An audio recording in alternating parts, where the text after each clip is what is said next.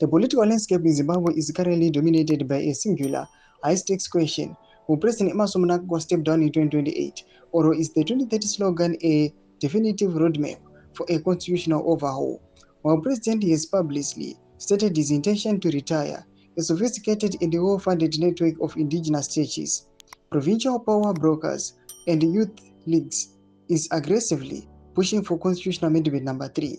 The investigative piece delves into the shadow networks that operates behind the scenes, analyzing how these groups are being mobilized to create a popular demand for a term extension. Sadc watching the 2030 shadow network was really pulling the strings behind Mnangagwa's third term bid.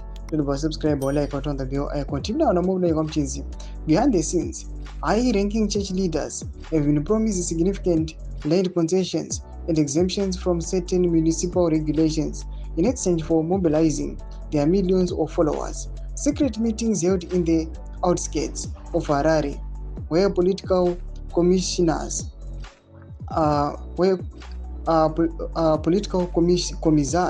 met with the apostolic leaders to draft a roadmap for spiritual endorsement, review a symbolic relationship where the pulpit becomes a political platform.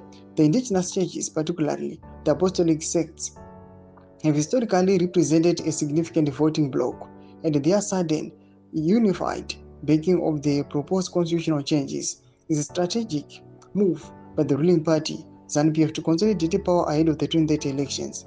Evidence that suggests the ruling ZANU-PF party has been actively cultivating relationships with indigenous churches leaders for some time. Newspaper headlines from as early as June 2024 reported on Apostolic joining EDC 2030 bid bandwagon. These reports often highlight instances where church members chanted ED 2030 slogans and sang praises acknowledging Mnangagwa's term extension.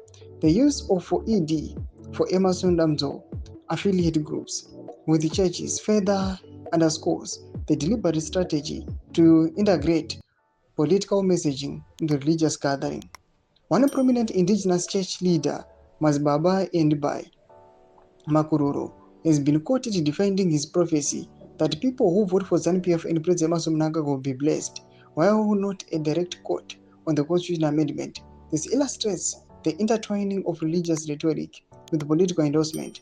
Another instance shows church members chanting ED 2030 slogans and singing praises, acknowledging Mnangagwa's term extension. These public displays, often at gatherings that blur the lines between religious worship and political rallies, serve to normalize and amplify the political agenda with the religious sphere. Toba developments ari muri Zimbabwe pane zviri kuitika, ma dynamics ari kuitika munyika yeZimbabwe. Pina comment section menu zofundo aim to leave on 0 ichi. So subscribe or like, check on the bell icon.